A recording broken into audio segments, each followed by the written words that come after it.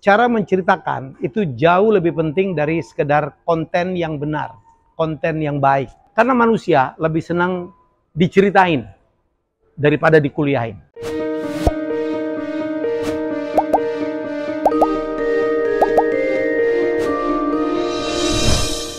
Saya sekarang akan sharing tips ya.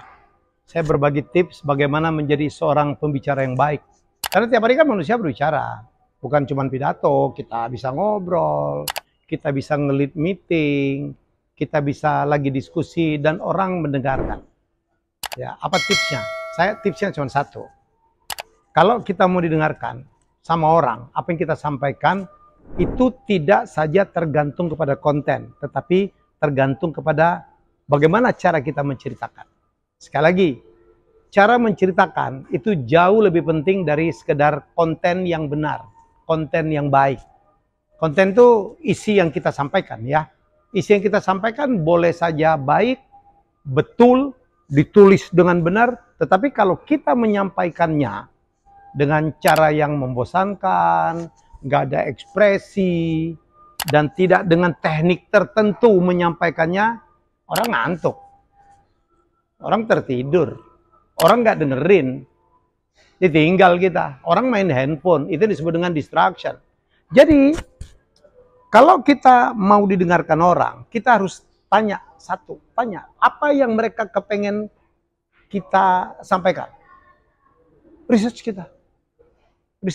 Kalau kita negosiasi, adalah masalah bagaimana kita bernegosiasi tentang harga. Kita ngomong tentang itu, jangan ngelantur kemana-mana. Kalau kita diminta untuk menghibur orang, ya kita kontennya tentang hiburan. Kalau kita diminta untuk menjelaskan, kontennya menjelaskan. Tapi nggak ada gunanya konten-konten itu ya kamu persiapkan tanpa memperhitungkan masalah delivery. Bagaimana menyampaikan? Ya, manusia suka sekali ya mendengar sesuatu yang, kok gitu ya? Sesuatu yang shocking. Nah, tekniknya paling gampang. Gunakanlah once upon a time. Pada suatu hari, teman-teman, itu udah keren dan cerita. Jadi orang lebih mendengarkan adalah masalah storytelling. Ya, pesan itu harus disampaikan dengan teknik storytelling.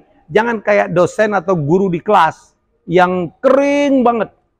Ya, nggak ada emosinya, cuman menyampaikan, apalagi cuman membacakan doang. Itu bukan komunikasi yang efektif.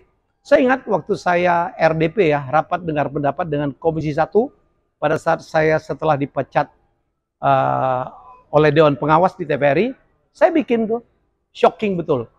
Ya, pada saat penutup, ya saya bilang, pada suatu hari, anak saya, Azura, bertanya, dia bilang, Dad, Dedi kan kata guru saya udah bisa mengangkat TVRI.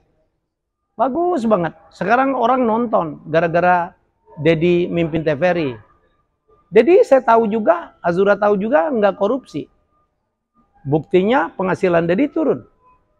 Ya, saya tahu Dedi nggak korupsi dan Dedi bilang Dedi nggak korupsi. Tapi kenapa Dedi dipecat ya? Wah gitu. Saya ceritain itu sebagai prolog. Banyak loh karyawan-karyawan TVRI nangis di atas. Itulah cara teknik ya. Anda seperti menceritakan sesuatu. Jadi storytelling, menceritakan cerita itu penting untuk membuat orang merasa. Karena manusia lebih senang diceritain daripada dikuliahin. Ingat itu.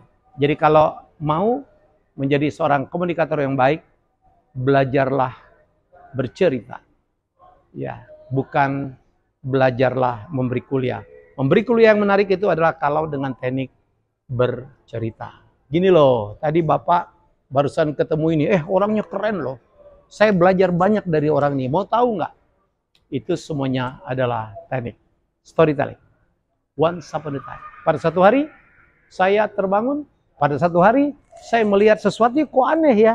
Dan orang akan mendengarkan. Selamat mencoba. Terima kasih sudah menonton Helmi Bicara. Jangan lupa untuk like, komen, share, dan subscribe.